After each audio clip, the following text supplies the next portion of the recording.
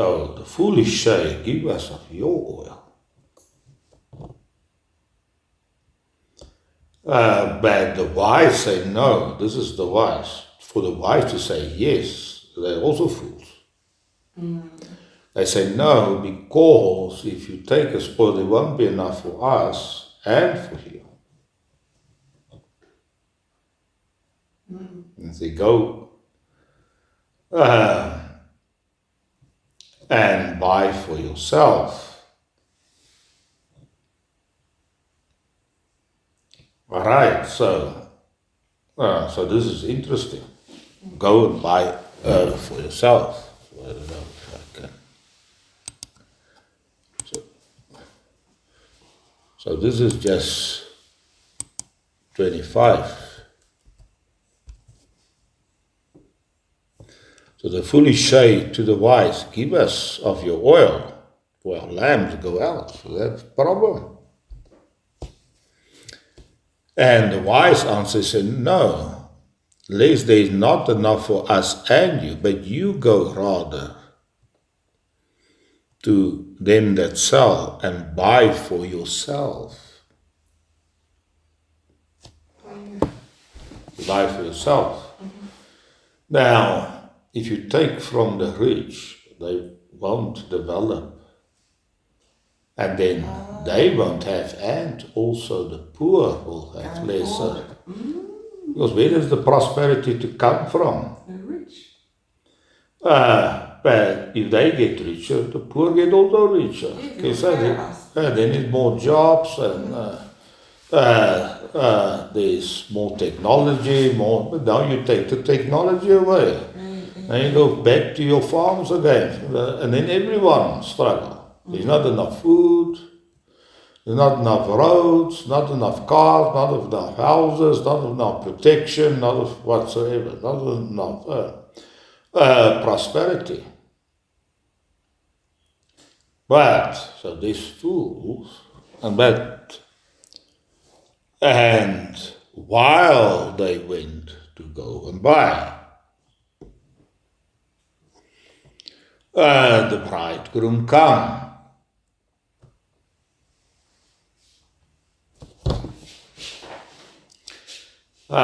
So, he said, why? It started raining. They are coming a storm, a flood. Let us go and do something that our house won't blow over. It is when the flood comes too late. This in the positive and the negative.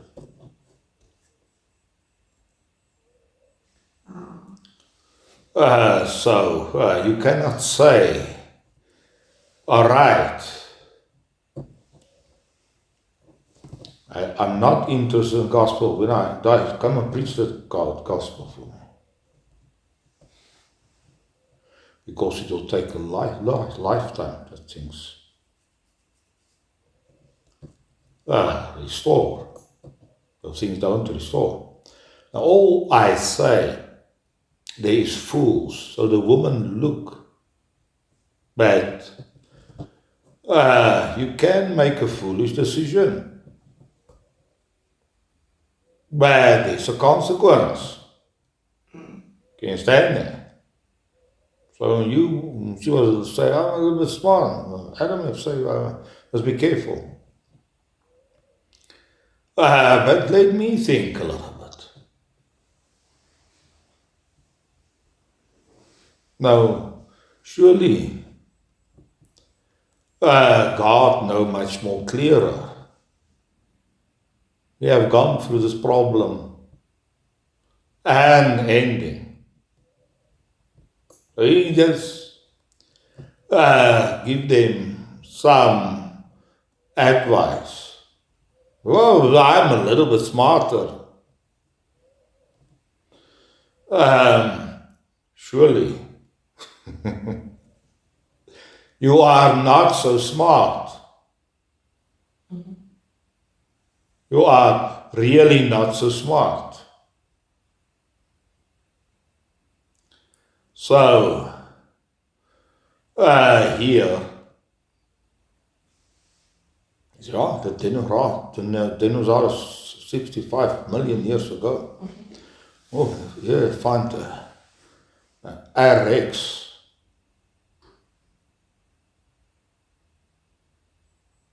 That they find blood, living cells. Now, if it's something that's 65 million years, there won't be any. So this Rex has maybe not lived 65 million years ago. So this is a conclusion you cannot, because they have been extinct. The problem is, they say it's a meteorite, and then all the dinosaurs, but what about all the animals? Why are they not dead? They are also big animals, elephants. And why have the other elements not? Other animals not die? Well, why only a certain group have died? Oh, yes. So this is a problem. So it's all right, hey. Then they say no, it was reptiles and not birds. And then after the reptiles, there's no birds. Then they discover a bird that's older than all the same features, all the genetic things, older than the dinosaurs. So how can this bird, you don't think you can just have one bird? You cannot get these complexities. So now, the birds have not come from the dinosaurs. Because you have now an older bird than the dinosaurs. And foolish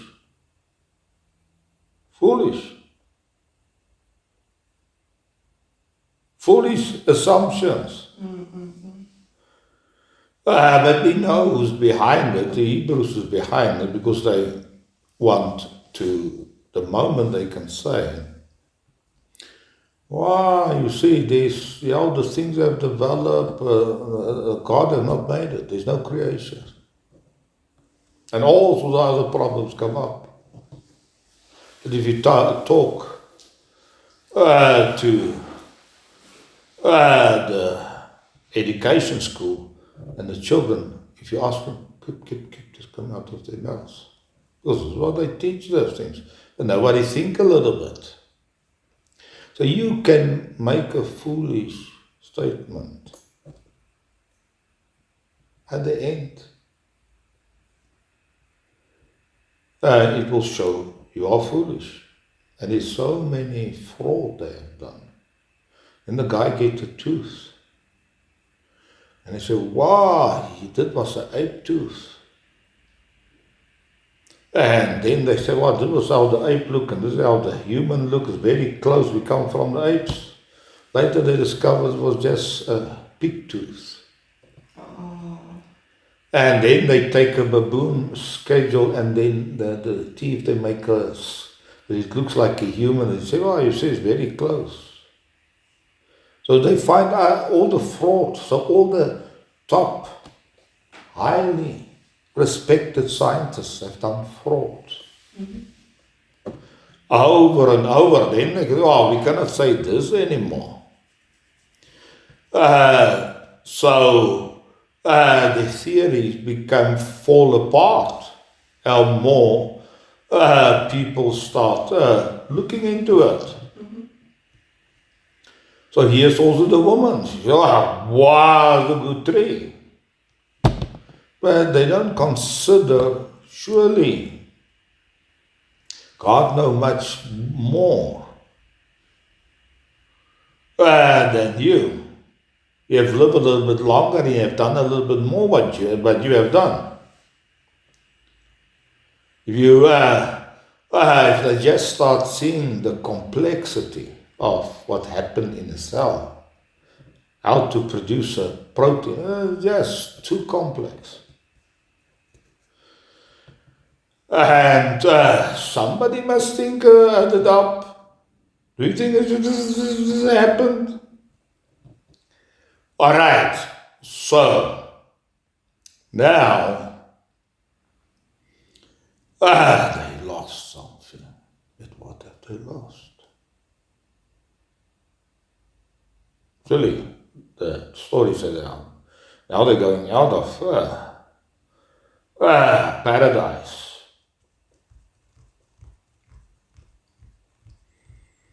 So what have they lost?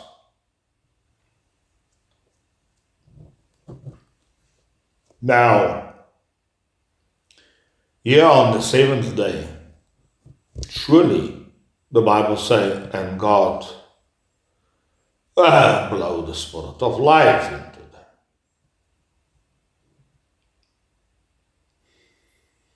And they become a living soul. Then God planted a garden and said, eat. You have to eat of the tree of life. So now they have a spirit of life. There's a tree of life. Surely they have also a soul. And they lost something. 6:3. So now here in 6, so let us read a little bit there in 6. And the people multiply on the earth. And the Lord said, my spirit shall not always strive with man. For that he also is flesh. His days shall be 120 years. Now this is a very interesting verse. So, surely even after the fall,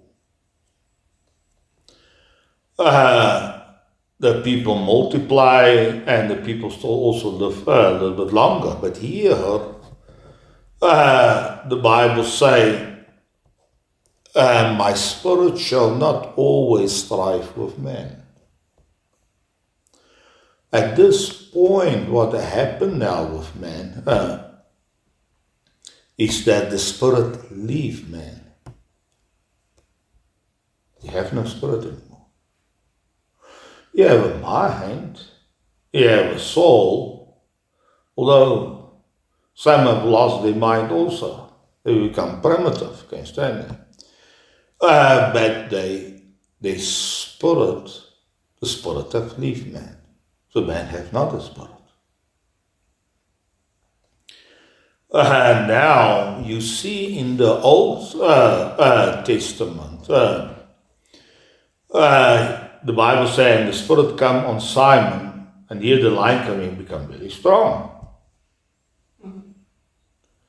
So Paul in the New Testament says, the spirit quicken our mortal body. But if you ask most of the Christians, they say, no, I'm weak. You stand there? They say, well, I have the spirit, but I'm weak.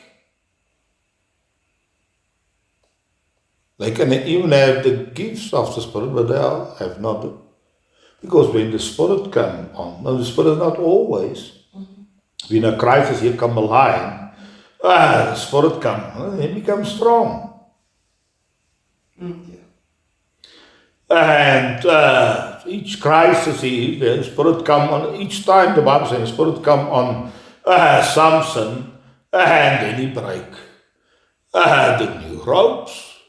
And he pick up a bone of a donkey and he kill all the Philistines.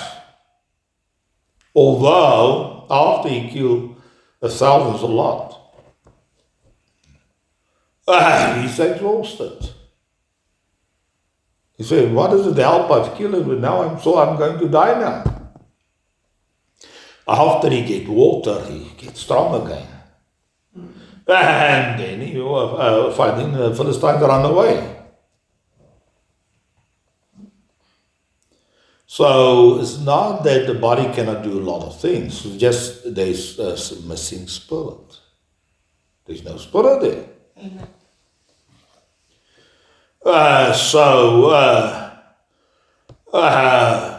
Right, this is the problem. Really a problem, the spirit have to leave man. Therefore he die early. So even if they give up the spirit,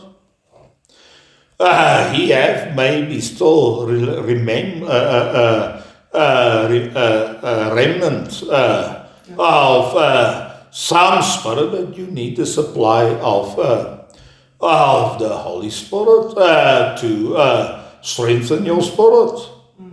Or something must happen that you get back your spirit and you will live longer.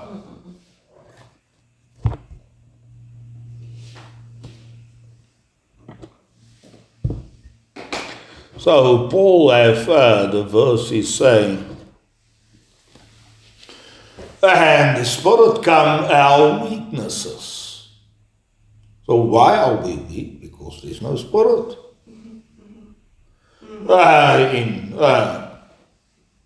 in us. The Spirit have rejected man.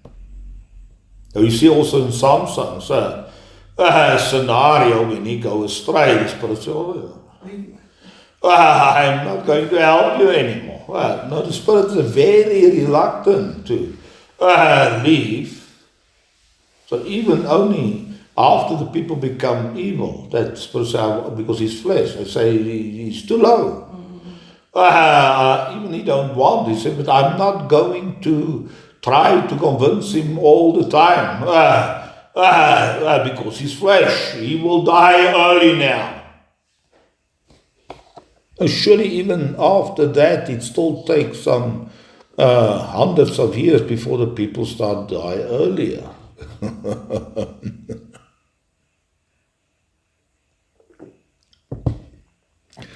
So the question about the Spirit are an interesting question.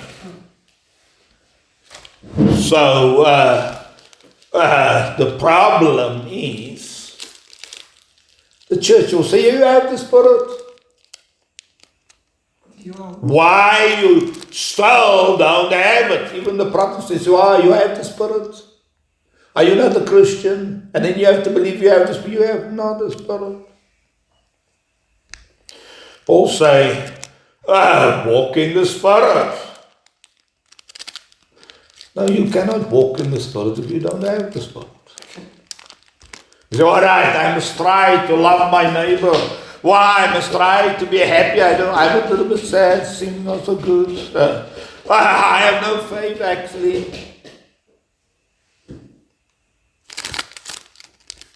You have not the energy for faith. To move the mountain is too big. You say, give it up. I'm not going to try anything new now. I'm not going to try to move a mountain. You have no energy. You have no spirit in you. Yeah, you try with your own effort, but you say, yeah, because this is a big mountain. That don't move. No faith. Spirit give faith.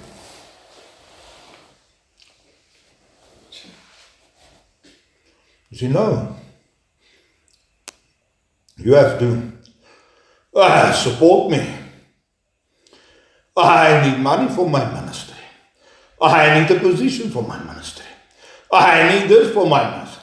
No, you can see Paul, they have no money. They have no position. They go in empty cities. They shake up the things. They have no motivation. They have no physical support. Support yourself. What? Support yourself. So I have no energy. you have to support me a little bit. I'm a missionary, you have to pay me a little bit. Why? Church is so bad. Nobody understands me. No one support me.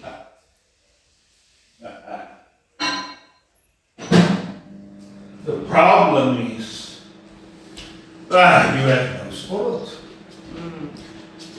You won't do anything if you have no spirit. You say, wow, if I have to read out of my Bible, it exhausts me. I can do nothing after this. After I pray, I must rest.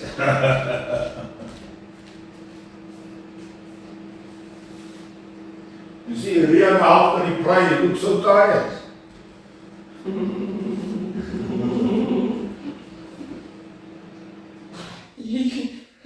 He didn't build himself up. He used up Holy Spirit. He exalts himself. So even you have the gifts, it's not to say you have the spirit, because the spirit have leave man. The people have not the spirit. Don't think if you believe something in the Bible now, you have a spirit. I have a gift left too.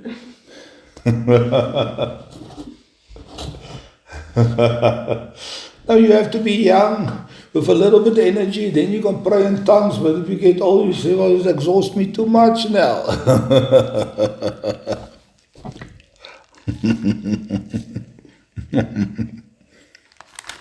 But if you are young, it's only your energy. Your energy will go out. And if you just go out, why? You have maybe some remnant spirit in you, but the chi go out. So the Hebrews say, after you are enlightened, taste the gift of heaven and be partakers of the Holy Spirit. It seems the Holy Spirit must come and become a partaker. Then He will support your spirit and He will help your weaknesses now. So Samson is weak. If the Spirit don't come on him, the Philistines will just overtake him. They are really weak. But each time when there's a crisis, the Bible says the Spirit come on Samson, and then he do something.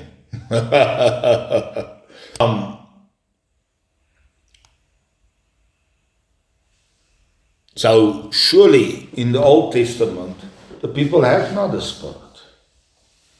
Now, if they have to do something, the Spirit maybe for a moment come on them and then leave them. Then they do something, or they are very bold, or now they have faith. What happened to me? You push don't look so weak. So you have to say, you have just to say, the people have not the Spirit. All right, but now we start seeing with Jesus, he have also not the Spirit. So now you go to baptism, and then the Bible say, and the Spirit came on him and stayed on him. Oh. Now the Spirit don't leave.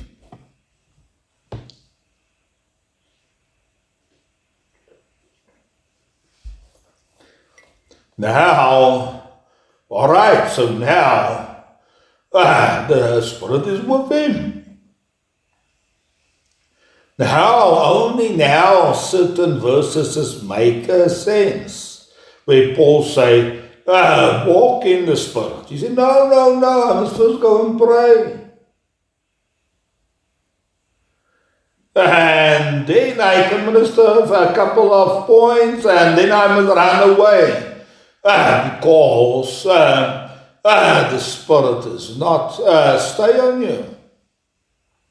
If the Spirit are there, you can start ministry. So people have a problem. Jesus just minister and say, "Yeah, I'm crazy, you never rest."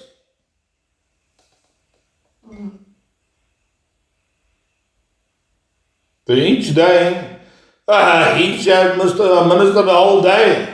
Then they walk and whatsoever. He's tired there. Then just start talking to the Samaritan. Then afterwards you say, there's a big harvest. He have a lot of things to say. Alright, so this is the problem. The Spirit have left man. He have maybe at the best mind, but he have his faith limited. His joy limited. His love for other people that he cared for them are limited. But Paul, they are all the time on the go. Yeah, always have a passion. He said, love each other fully. I said, not fully the first time I meet him. What when he said, to a Pacific woman or boy? Just when he said, this don't mean Pacific boy or girl, it means you have to have this for everyone. Because of the lack of the Spirit. Alright, so surely the Spirit, so now the New Testament starts, so even Jesus started ministering, but the disciples have not the Spirit. After Jesus go away, they are afraid, they run away. They have no faith in Jesus. They are very bold. Who are the greatest and who will sit in the right and left hand of your kingdom? They are very bold. After Jesus move away, even when Jesus go and be arrested, then Peter starts saying, I don't know him. He have just hour or what ago say, I will never deny you. Maybe the other will, but I will not. It means they've no faith anymore. No Spirit anymore. I start fearing. Yeah. There's fear now. You understand that? They are afraid now. They have all sorts of problems now. They become weak. Even they are afraid. The little woman say, well, you talk, but you just talk like the Galilean. Your accent, you say, I never know. And he start cursing. He say, well, don't talk like that. And he have cursed. Now he curse. He's angry also. You are very right. Yeah, faith. He said, Lord, let me walk to you on the water. So I said, come. Come on, big stone. Jesus said, you little faith. Because there's not a Spirit that supports. The Spirit, he said, fruit of the Spirit is faith. The Spirit that is, even everything look bad. This is something seems as if he see a way out. There's some force against all us.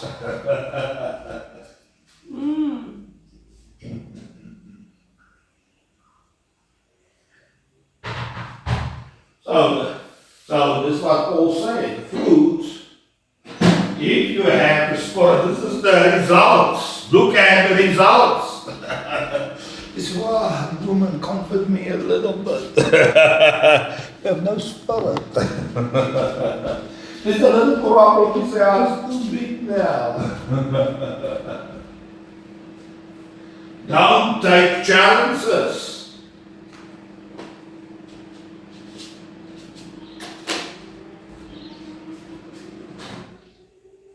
So Paul said, we are here in Philippi, they throw and the jail leaders. We run to the,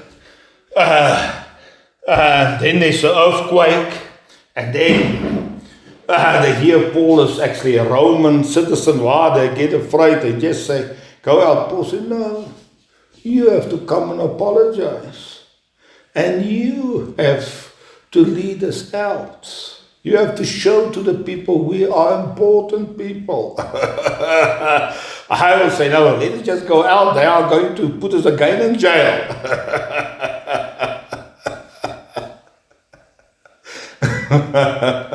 Go as fast as possible out the door.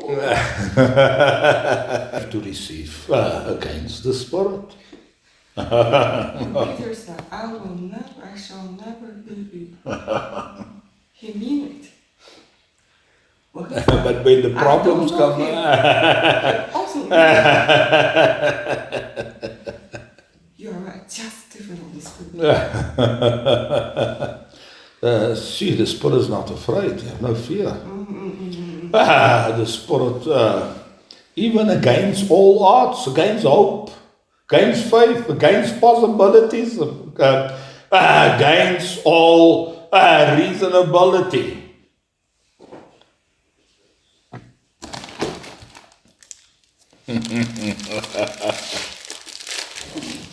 So Samson was very bold. He alone fight the Philistines. He don't need even anybody else.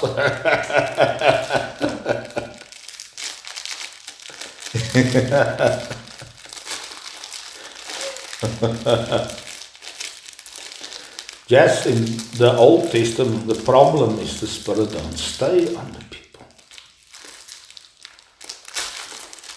Don't stay on them.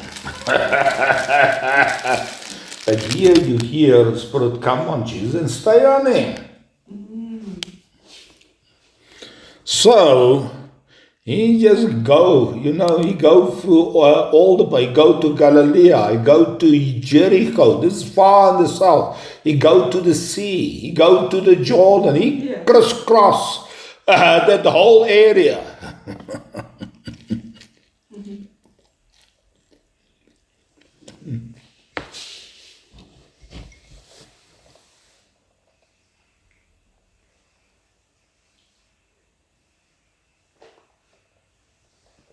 All right, so, man, I've lost his Spirit.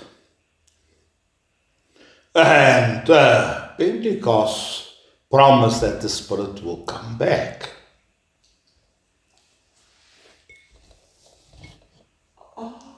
So Jesus say, when the Comforter come, he will stay for you forever. So this is the promise. And he say, stay in Jerusalem till you have don't go and preach. You will just preach in the first village and stop. You will have too many problems. So true. All sorts of problems you have to face. But we see him, Peter and Paul and John, they just go on. And each one was skilled. It's as if they are not afraid to be, they live in a different way, a different world. If you are young, you think you will never die. Now think you are 10 times young, you will think you'll never die. So therefore, the soldiers, they are young, they think they will never die. Yes. Peter's Paul said, we are strapped so many times, hit so many times. Yeah. So it will discourage you, make a scar in your life. For your whole life, you're bitter and say, why have the guy leave me? I want to cry again. There can be police on the road, I don't want to cry. Just so little. I press one rubbish, they go to I go the other road.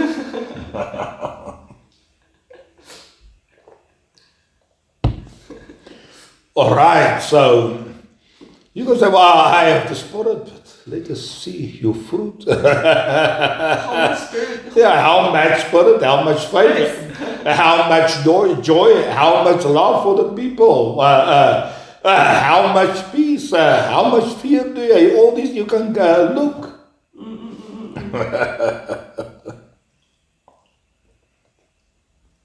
All right. It seems the Spirit, when you go to church and go to a Pentecost, Spirit won't come. Well, Spirit won't come on you. You can receive even gifts. The Spirit won't come. Do you think it will just come? It will just happen? No, it won't. Because now Paul talked very confident about the Spirit. He said, the Spirit quickened me, made me as strong as Samson. They have stoned me. They have thought I am dead. Then I stand up again. The Jews have hit me 3 times, 40 lashes, but I still go on. Wow. So, How much have you offended people? If they face get angry already, stop talking. Yeah, making them really upset with this too. he am not worried for his face or for to be political right. How do you feel? Because he has some source power. Continue power that force him. Not afraid of nobody. It's just like, you must just say, young, he's not afraid of anything. He will protest even they don't know yet. So here the soldier comes, he's anything, wow, we're going to fight. Till something hit him. Then he's amazed. What has happened now? I have so much energy, so much. How can I now? They cannot believe that they are becoming weak now. Can you stand there? There was a blanket and protest, and then they put a tape with electric shock. Yeah. He's a runner, he's verbal. They shook me. But he starts screaming. Scream just as loud in protest. So the young people cannot believe that they can become weak because they feel so strong. So this is just the people with Spirit, they don't fear death. Yeah. They can die, but they still go on. They face it as if there's no danger. And I say, how dare you? Don't you afraid you'll come back? Don't feel. 按照 April, I start talking about taste how you feel. I also don't worry.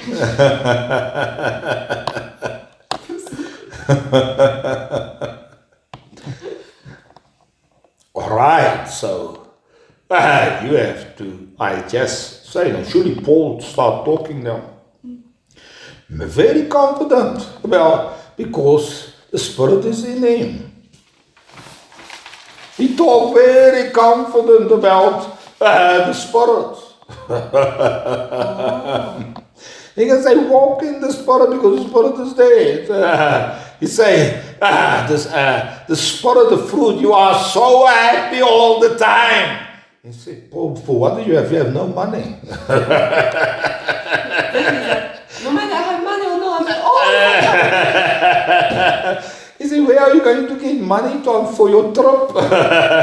Yet robbers have come and steal all your money because you have walked here alone here in the mountain. He said, yeah, we was under walk and also with the sword, there are danger of sword and whatsoever. But he said, wow, we still go. So surely they face problems. John Tom, how much did I say so much? He said, this is not so expensive.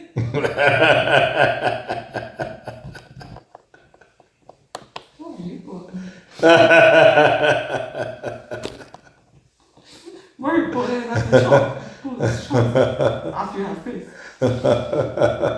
So surely They was not hindered and hit many times, so they are still full of hope, full of faith, and full of boldness, and they are happy, they play, they have all sorts of things they are doing. I know when I'm young, I don't get tired. I do things, I go all the time running.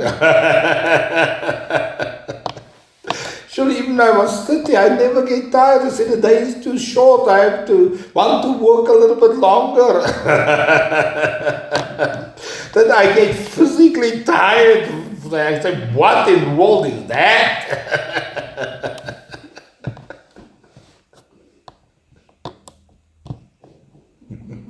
So it's just vague, but people get old. They say, oh, I get now old, I get now slow. You say, yes, I must do exercise. So I push the mondo. I walk a little bit slow. I try to do something.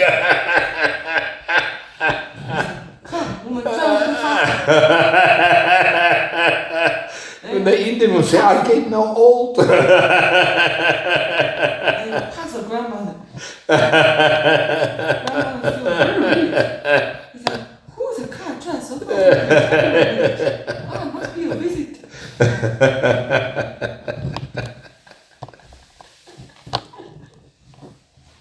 Well, the spirit diminish, walk out, water down. Now, here's the apostles, Jesus say, you want to pray, but your flesh your body is weak. They fall asleep. They must now pray. They say your spirit is now a little bit willing, but they have not enough spirit.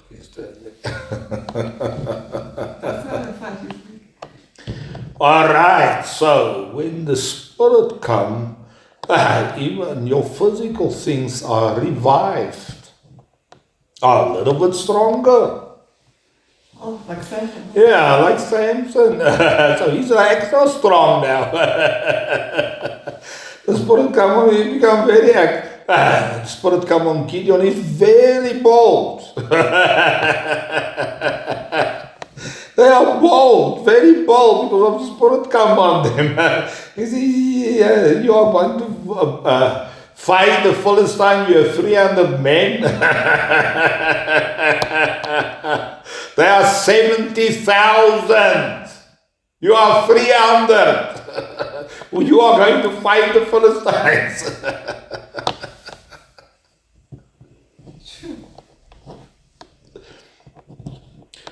All right, so when Paul, he's very clear. He said, yeah, because I wake up, I'm so weak. But then, wow, the Spirit is in me. I'll start praying. Yeah, because I break through.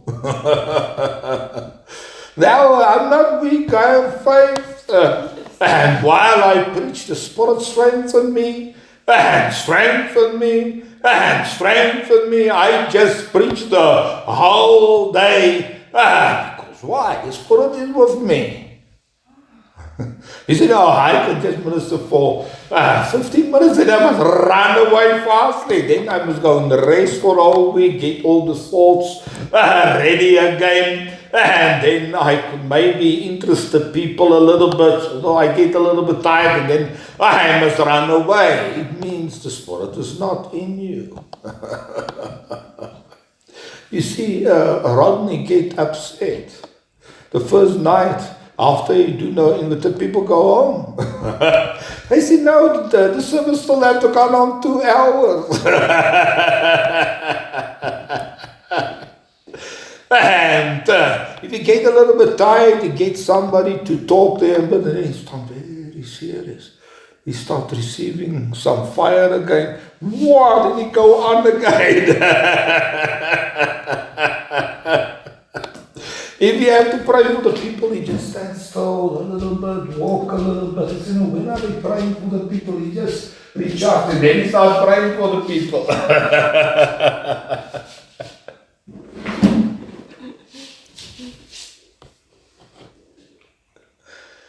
All right, so if the Spirit supplies, okay, surely a lot of things start happening. So now Paul start have now verses describe. He said, when we come and preach to you, we demonstrate the Spirit. We demonstrate the Spirit is with us. We demonstrate the Spirit. And our message, and he said, the Spirit, give us, teach us words to say. So Jesus said, don't worry what you're going to say to the learned kings and so on. In that moment, the Spirit will just give you the right words. Because you are bold. Because you have a higher source, a higher substance, a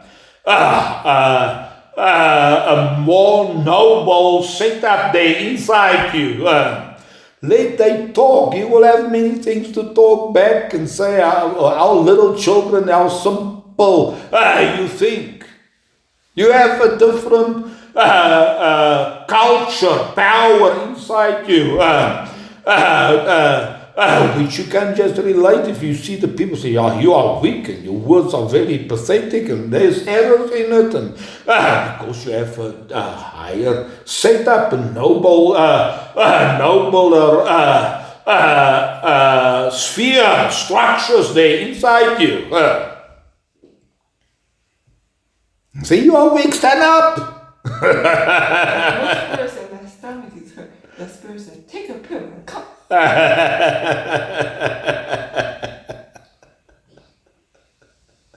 So it's just, like I said, I cannot see. She says, take your mat and come and walk. No, my son is not painful.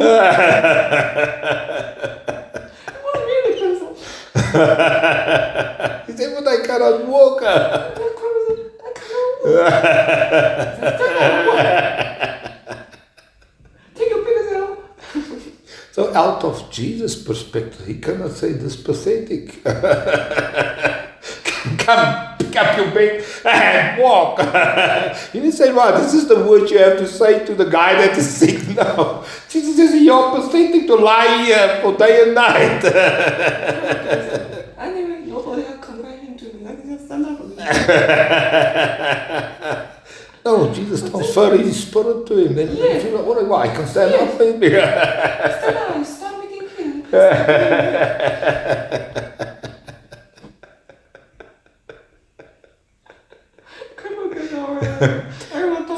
Surely Paul said, when we come, we demonstrate the Spirit to you. So Jesus transferred his Spirit. Because, I don't stand up there. Like, for his whole life, from birth, he cannot stand up. He said, how can I think? Like, don't you know I cannot stand up? Don't you know my stomach? So this is faith. But you cannot make it up. We make it up, so we have to say the right words. Why do I have so many problems? No spirit. No spirit, yeah. They need comfort. Don't talk too straight to them. Really? He said, you don't clean the bathroom good enough. Come. He said, well, I've worked so hard, I must rest now a little bit. So sick. Take your mat and walk. Take your pills and come. That guy, his whole life he put on that mat. He all the time sit on that mat. My cripple, I have to eat.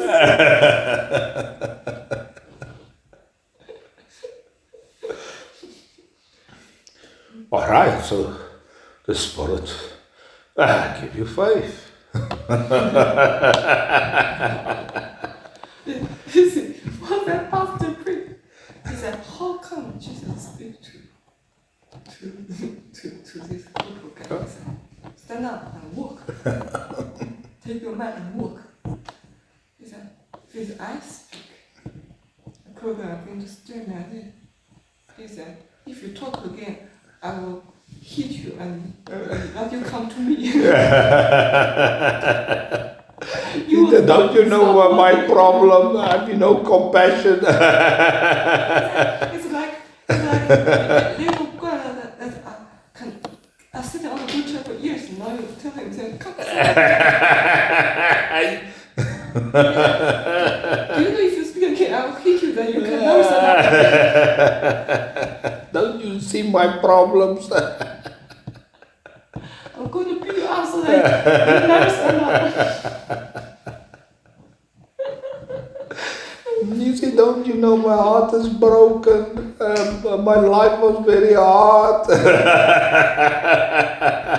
How can I be happy? I'm bitter and upset with life.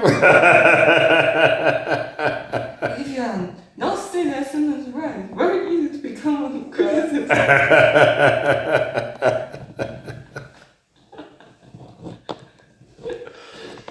All right, so the message is the Spirit is not there.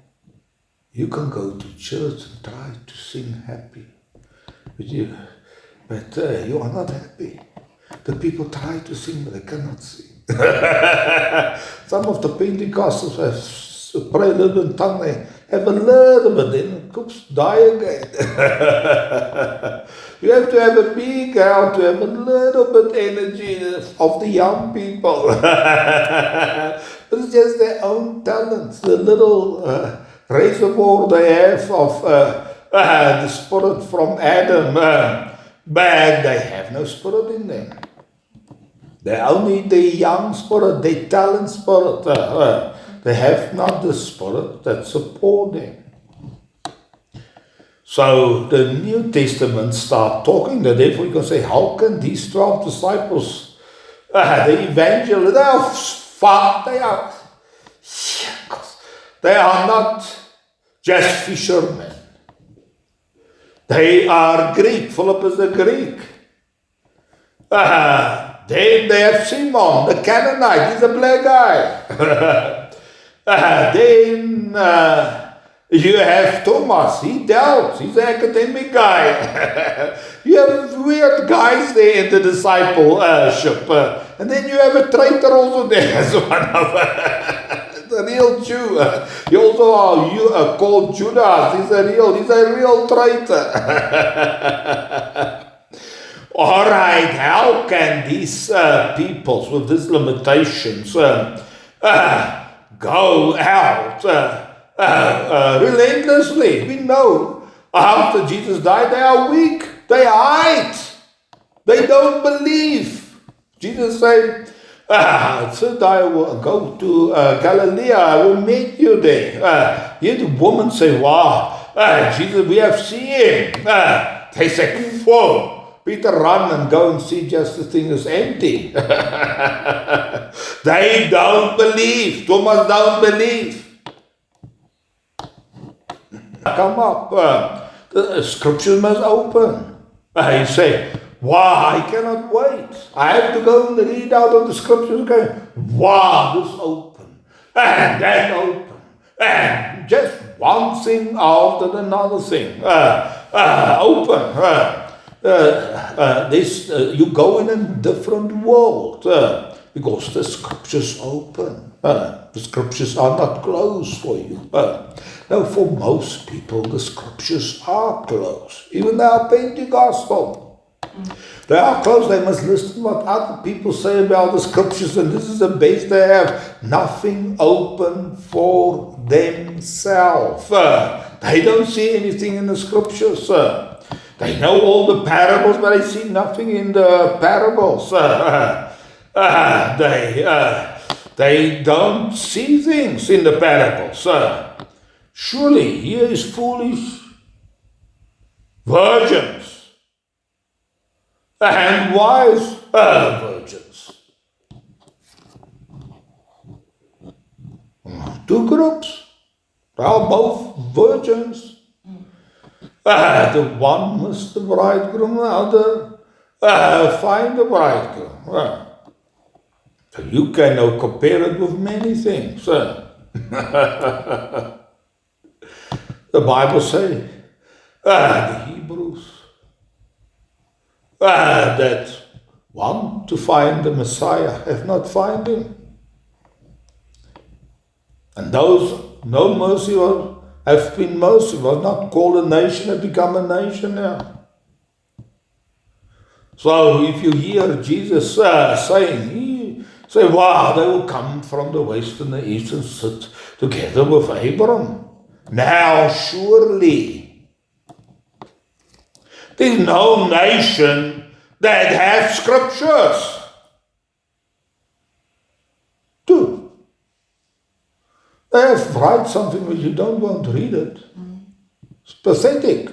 You don't want to read the academic things of Plato. This is too complex, it's not straight. They have not scriptures.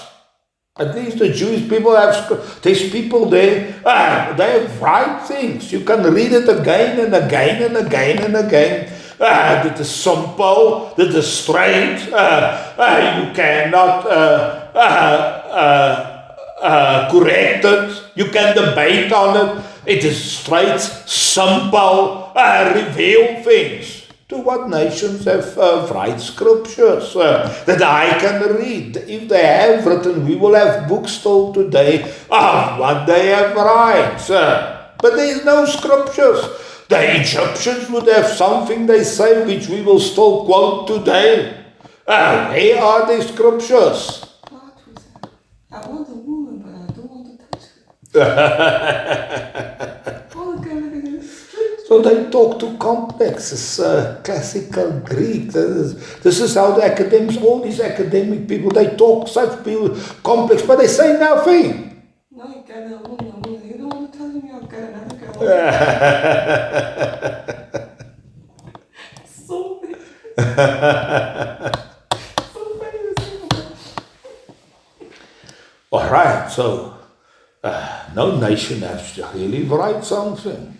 They have not write something. They have not given wisdom. The people look at this rubbish. You can have no academic people say, this guy have said this and that guy have said, and modern philosophers say, God is there. It's rubbish. They talk just rubbish.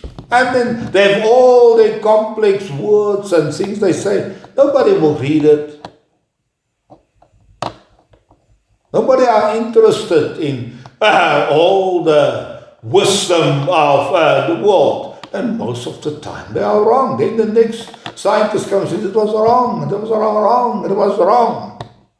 I say, I don't want something that's wrong. I want the straight truth. All right, so surely at least the Jews have scriptures, there was prophets. There's no stories of the Chinese. The spirit come on one guy and then he kill a lion. There's no stories like if there was, they will be made. There's some stories here and there, but it's very obscure stories. There is. Really a story about a guy.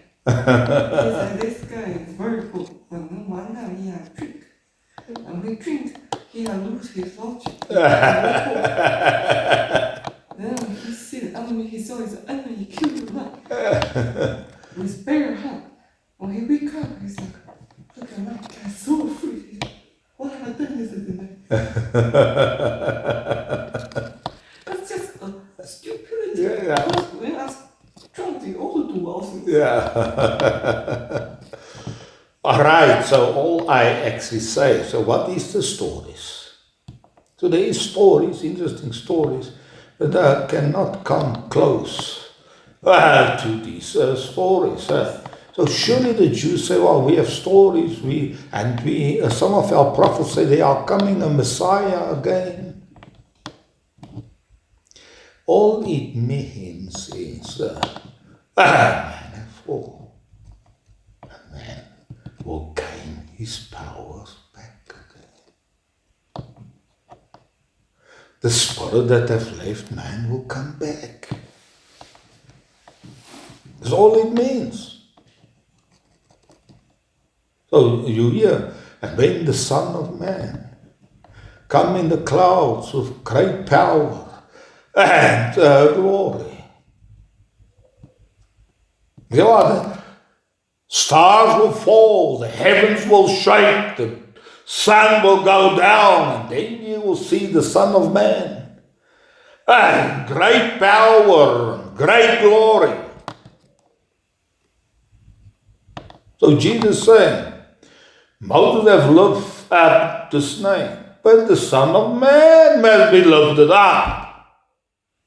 The Son of Man, if you believe in Him, you won't perish but have eternal life. I say, no, it's the Son of God that have eternal life, not the Son of Man. We cannot say the Son of Man. If you read Matthew, he talk about the Son of Man. He say, the Son of Man came in His glory with His holy angels. He will sit on the throne of glory, bring all the nations in front of Him. And He will separate them like sheep and goats, and those in the right hand will say, I was hungry, this is the Spirit. You feed me. I was thirsty, and you give me something to do, life. I was a stranger, and I was poor. You clothed me, clothes of righteousness, love. And I was sick, my heart was hurt. And I had no light, I was in darkness in prison. You go through the elements, and then he say, well, when we feed you and give you a day, he say, if you have not implemented on the earth, on the low elements, so surely you can have spiritual things, but you have to bring it on the earth. So there's the message. This is how we're going to judge you. Have you a spirit? Have you a word? This is the New Testament, the Spirit right, the New Testament on the tables of your heart. And surely it's a different constitution, it's a bold constitution. You say, nobody will say, wow, we have to study the law and we cannot do this kind of... The Spirit Himself will write it in our hearts. So He will write the Constitution. He will write the New Testament. Paul says, we are ministers of the New Testament. We are bold.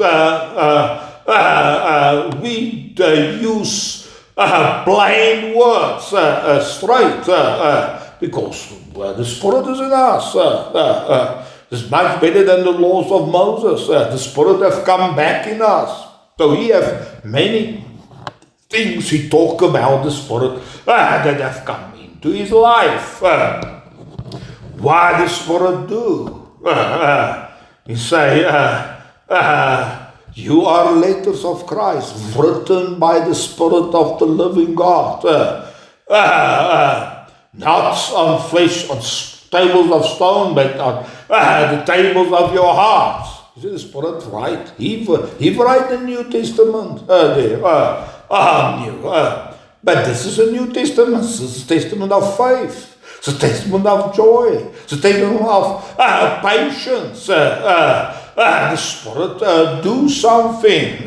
He has a different word, not a weak word. He is very bold. He's against all odds, against all hope. He is hope. He's the Spirit of the promise. He brings promises. So, the lesson is surely the scriptures must start opening. The Son of Man must restored to who he is. Surely, this is the strange things Jesus say. He's saying, because he is the Son of Man. The Father will give him authority to judge because he's the Son of Man. And the time are coming that those in the grave will hear his voice, the Son of Man, and they will come forth. It means the Son of Man will say, all right, don't think because you are dead, I'm not going to judge you. My voice will come and raise you up out of the death.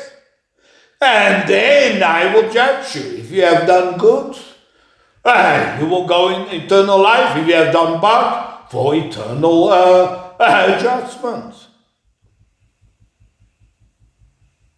So it's just very clear. Now you say, the Son of Man will judge. You say, all right, those on the left, it's, go away from me, you're cursed. In the eternal fire prepared for the devil and his angels. Here he will judge. So, surely great glory means he has a lot of victories. He has breakthrough a lot of places. Alright, so, man have lost his spirit. His spirit must come back. His spirit is his faith. His spirit is his boldness, his manliness, his moving of mountains. I talk about the spirit of man. The spirit must come back. His spirit must come back. The spirit of living. It must now come back. The spirit come back and stay on man. So in the Old Testament, the spirit come back and he lived there. Samson get weak. But we see now in Jesus the spirit never go away. Now his ministry starts. He has a lot of energy, a lot of boldness.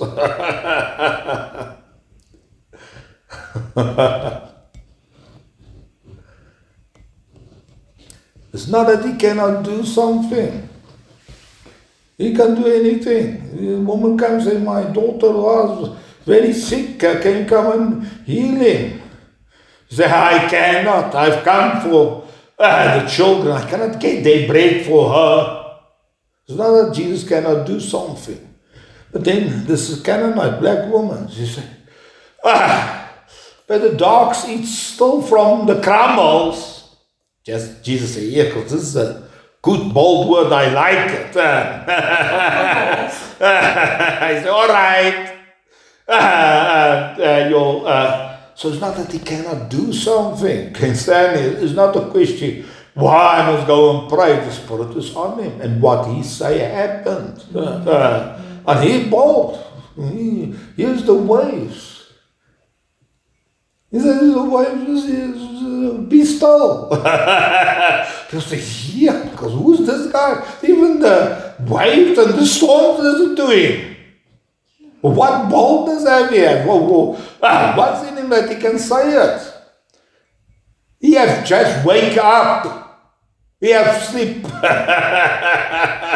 He has, as if he don't worry at all, so the water come and he still sleep too good. I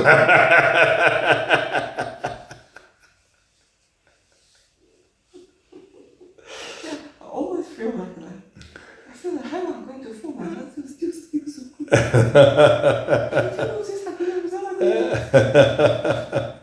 Jesus, just husband comes, just handle everything. I say, where's your faith?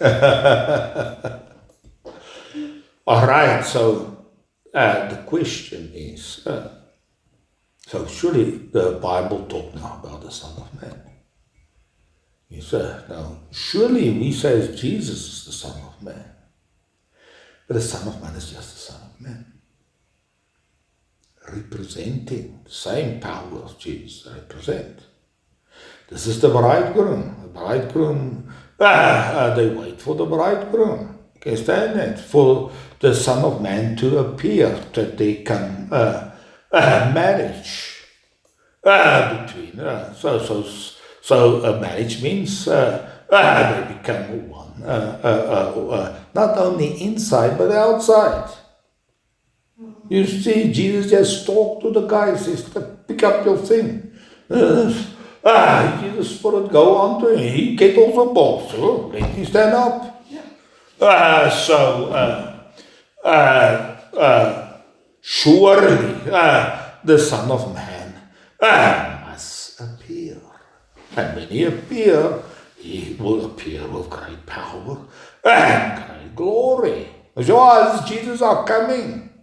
No, Son of Man, what he have lost, they have to regain. Now, you say, no, this is not true. Now, if you read Luke, he give also genealogy. So, he was the son of, supposedly, of Joseph. It was no man. He said just supposedly. People have think he was the son, but he was not the son. He said supposedly.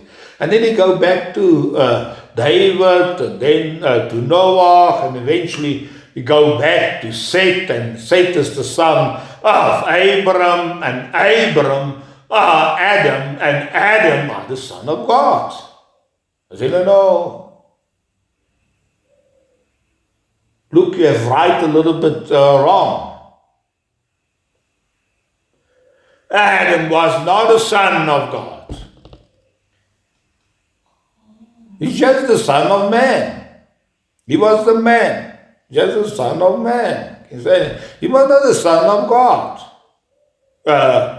But he said, and Seth was the son of Adam, and Adam was the son of God. And I said, wow, how is that possible? This is not possible. You cannot go so far. Because they're saying Jesus supposedly was the son. And then he go off and eventually he was the son of God. So all he say Jesus was the son of God. Let us trace it back. Say, no, this is not right. But no, surely. Now think a little bit. And the Bible say, and God say, let us make man in our image. Let they have dominion.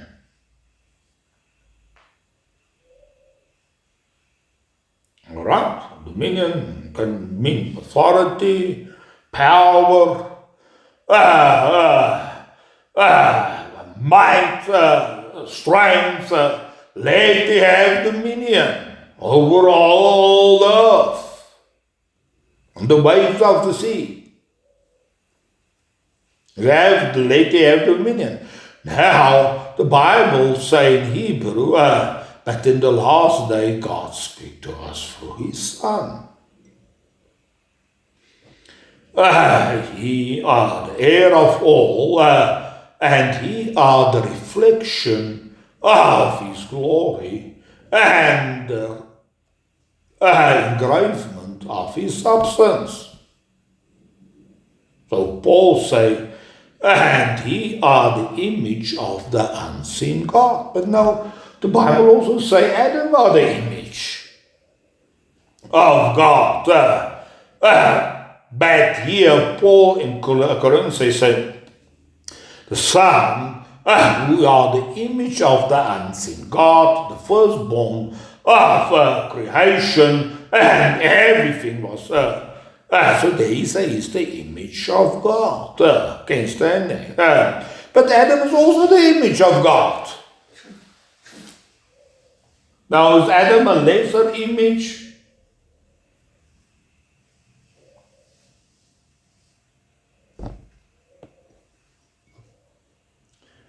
All right, so when you open the New Testament, you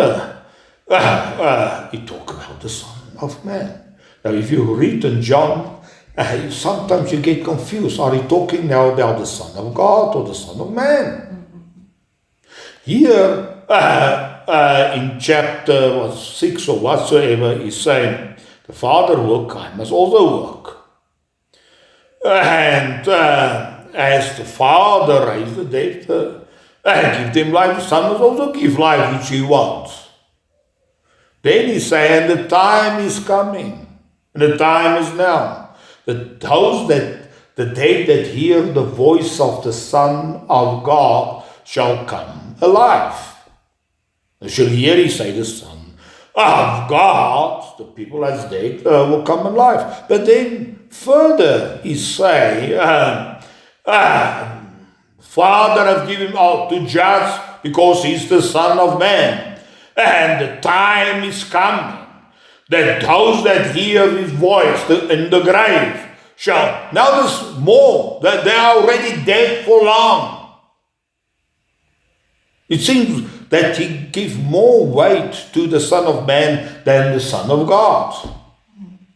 So sometimes you see, who are He talking, the Son of God? No, surely the Son of Man, according, just take the concepts which Luke have. Surely he had listened to Paul, he long minutes before his writing said, he's clearly, Jesus was the Son of God and Adam was the Son of God.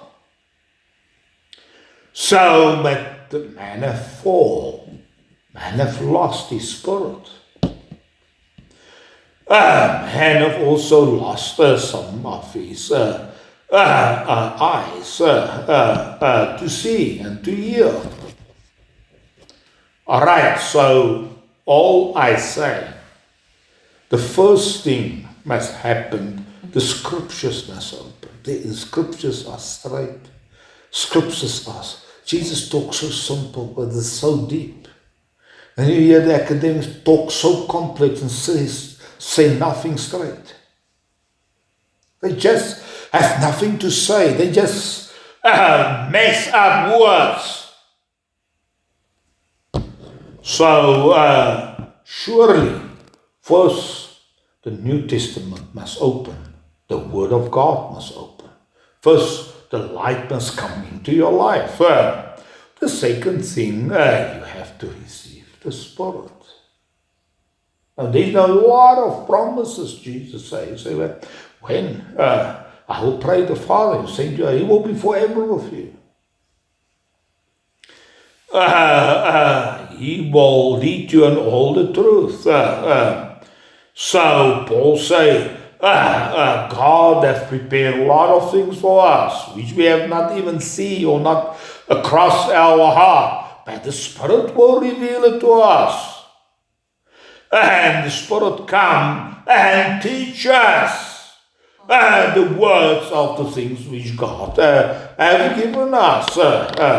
So here he says the Spirit give us words. The words is the New Testament. This is the letter of Christ. He actually revealed to us and write it on the tables of our heart. So we have a constitution, but the constitution comes from the Spirit. This is not like laws, like Moses have written on stones.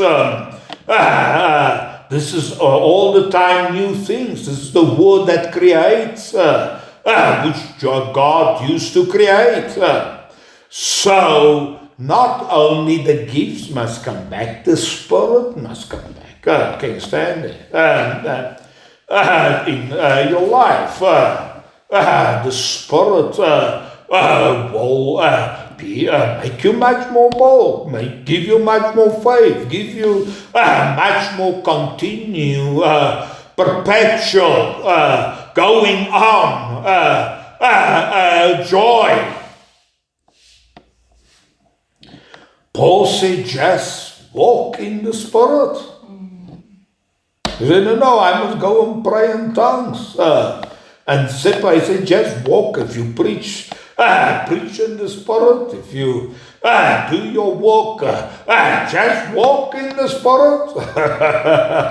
If you walk to your next city, just walk in the Spirit.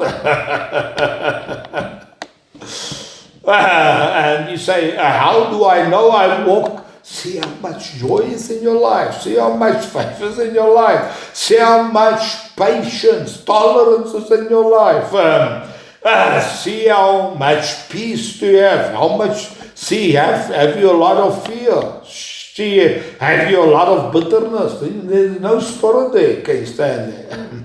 So the whole message of the New Testament can only be realized if the Spirit return in somebody's life. Now, let me say, the Spirit don't come. Even you go to church, even you go to the Pentecostal people, He won't come into your life.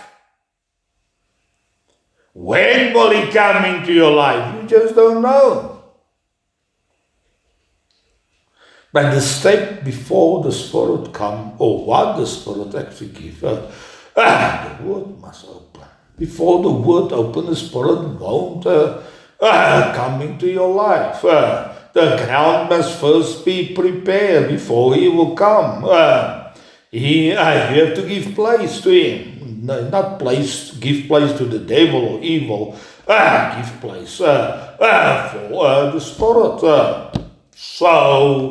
And the Spirit will decide to come. Don't think it's just Pentecostal, you are no charismatic and you have a gift. No, the Spirit must come into your life. It's another opening that must happen. Only then you can start understanding the scriptures which Paul say. It's not just words now. Surely you can quote it and say this is how it must be, but you have no experience of it.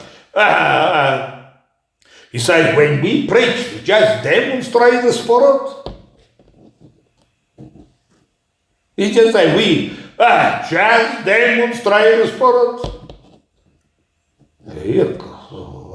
So what you need want to say, you have to release the Spirit, but He come with a lot of conditions. You first have to see light, and then you have to have the inner word, and then you have to have a lot of thoughts, and then this can happen, and that can come, and then you have to release the Spirit, and after your minister just go away. You have a lot of things. So maybe sometimes the Spirit come, but He go away, just like the Old Testament. But according to the New Testament, the Comforter will come and stay forever with you. Can you stand? So sometimes the high priest, they come anointing, it's just for a very short time. It's not that the Spirit stay. Very few preachers that the Spirit stay.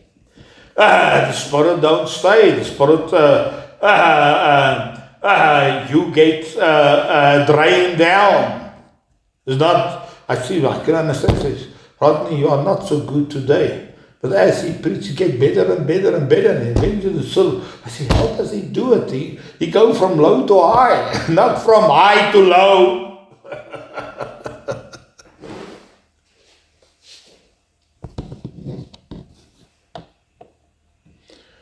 All right, so this is something that, so before you can understand these verses which Paul say,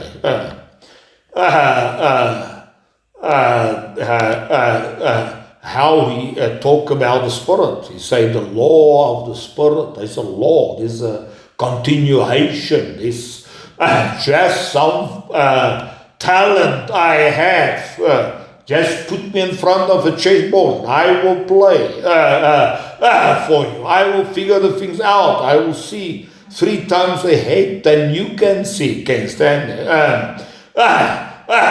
This is just a force that have happened. This is not something, maybe it happened, and maybe you have to wait, and maybe this, and maybe that. The Spirit come, and the Spirit is there. Each time the Spirit manifests in a lot of different ways. But there is something everything. The Spirit must open. Now, surely, initially you can have some taste. You can have maybe a gift, and then when you operate, there's something moving of the Spirit in your life. But the Spirit's not yet there. So that we just preach, wow, if you speak in tongues, now you have received the Spirit. It just don't work like that. So the Spirit come on Jesus and stay on him. Now we have a ministry. He have energy. Surely when he was young, you've already showed some wisdom and showed some importance. But now there's a time the Bible say, and the Spirit come on him. So the Spirit was not on him. And surely is an indication that the Spirit can come back. The Spirit have leave man. So now the man have not faith. The man have not joy. The man have not love. The man are bitter. The man have not peace. He are afraid. He have not strong enough will. He are be pathetic. You have to comfort him. You have to be delicate to him. The big problems you have to solve. You have to all sorts of weaknesses you have to cater for him. He have not straight words. He have not gospel. He have no good news. He fight and demote and accuse you from the day, from the morning to the evening. He has nothing positive in his life. He just a mouth full of bitterness and full of poison. He pour out on you, and then the best hope is pathetic little grass you have to cling on. So because he have lost his Spirit, they have lost the Spirit. The Spirit have say, I'm not going to go on with man. He's too pathetic. So now Paul talk different. He say the Spirit can unquicken our mortal body. He say you can know the exceeding greatness of the power that work in Christ raised him from the dead. So surely this is now heavenly faith. This is now heavenly. This won't work. This is what that measure of the Spirit we don't have. But this is Paul's prayer. So he touched something.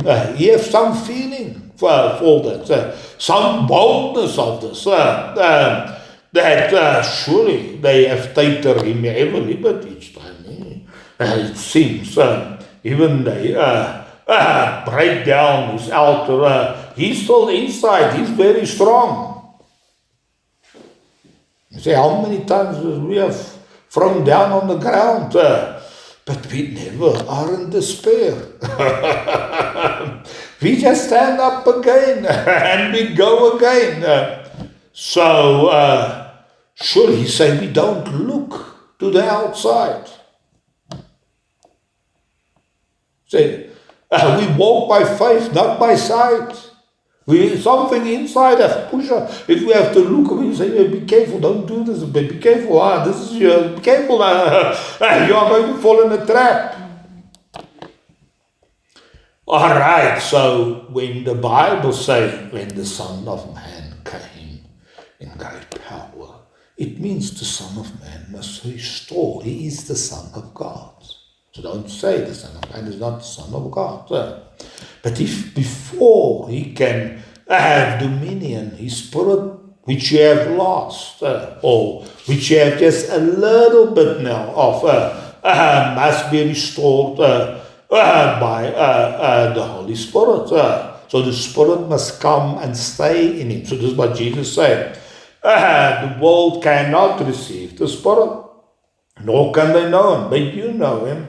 He shall be with you. So this is, sometimes he will work with you, and then he shall be inside you. This means now he's permanent there.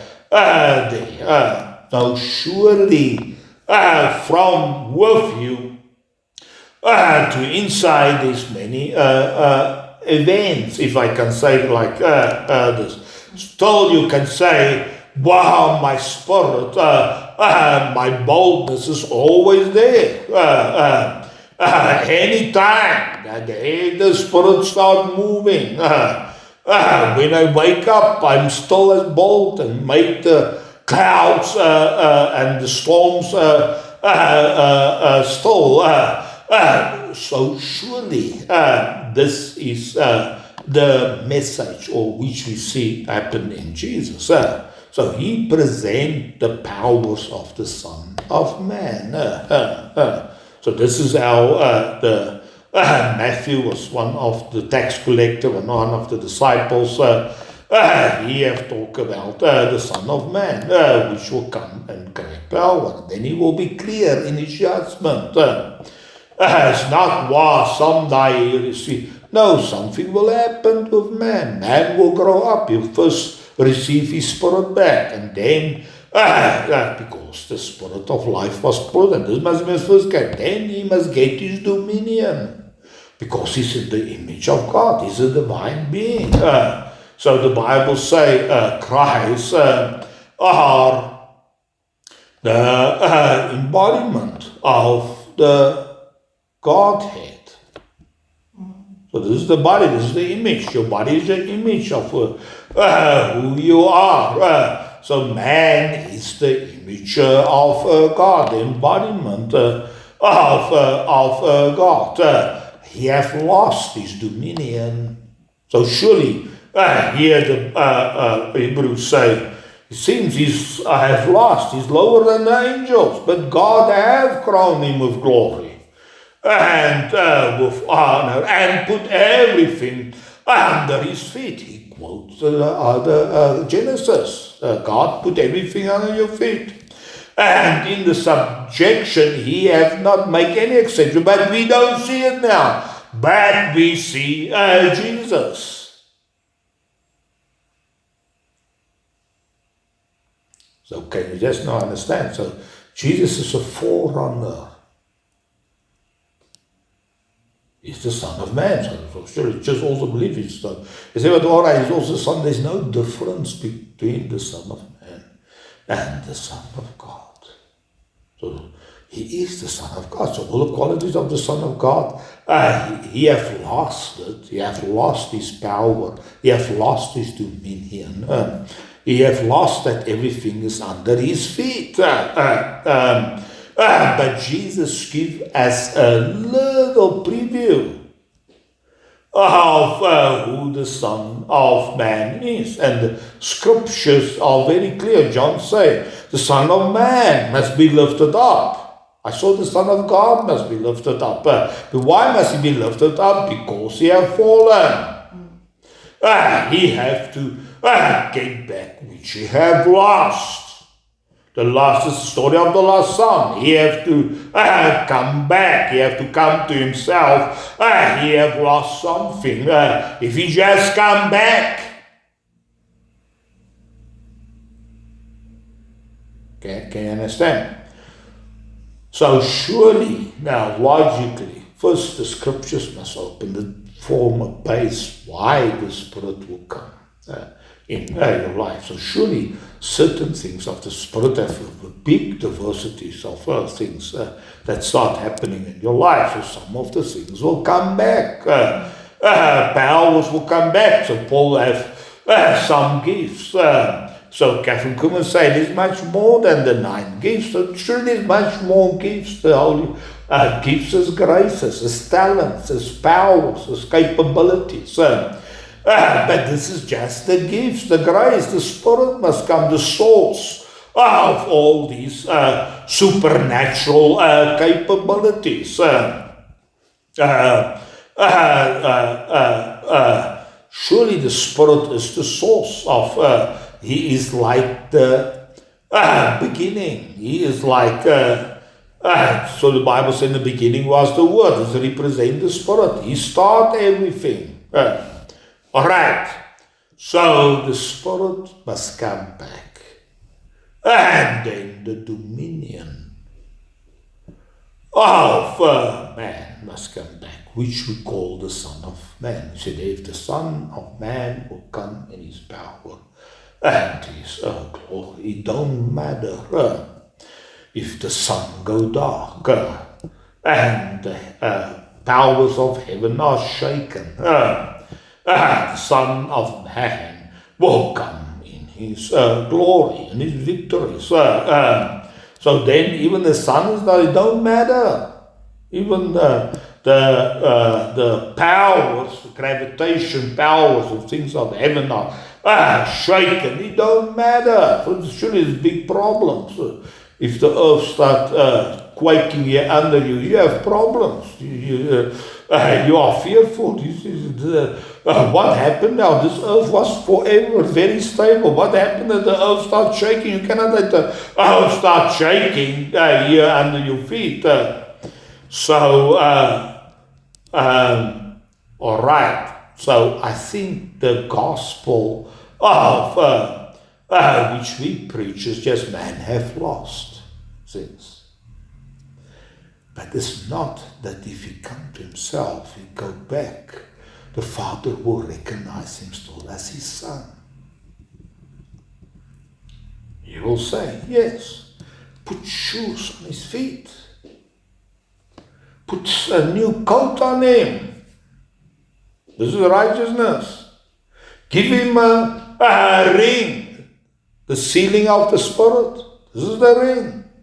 And go and take the fattened lamb, and this is Jesus was the lamb.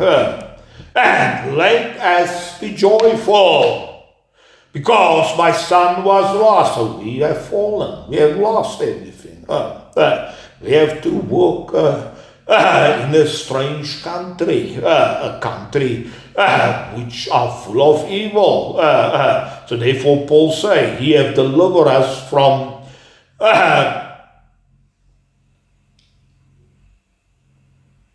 the power of darkness into the kingdom of his son. There's a power of darkness here on earth, a power of evil.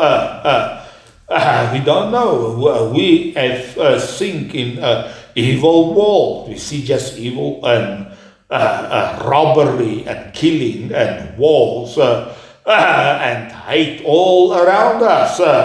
This is an evil world. It's a destructive world.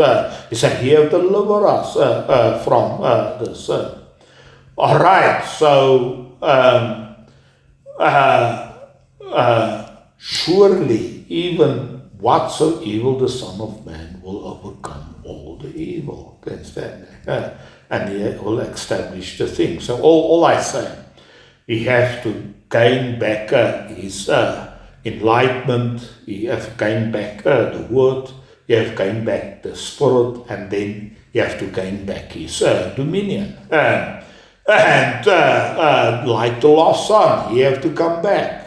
You say he was lost, and now he was found. He was dead, and now he's alive. Surely this is the path of the Son of Man. He has to come back to the Father. Now if he come back, the Father will welcome him. The Father will clothe him with all the powers he have lost. He will give the seal ring back to him. This is the Spirit. He will clothe him. This is righteousness. So Paul taught we are justified by our faith in Jesus Christ. So this is the New Testament. The Old Testament is the laws, but the New Testament is the words written by the Spirit. Shoes on his feet. This is his faith. He will give his faith back and all the things around his faith. He will clothe him, put a seal ring on him, and then he will get in his powers of dominion. And he said, let us be happy because man was lost, man was dead, and he is now alive. Because there is the story, a perfect story of man that must come to himself and say, well, I was made in the image of God. I have actually the power of dominion, not like just say, wow, we have dominion, you have still no power. You are just saying things and you have no power and nothing will happen. The sick won't get healed. You have no power. You have no gifting. You have no grace in your life. It's not words. The things are not words, it's realities. You can say to the storm, but the storm will still be there. All right. So, 3 things.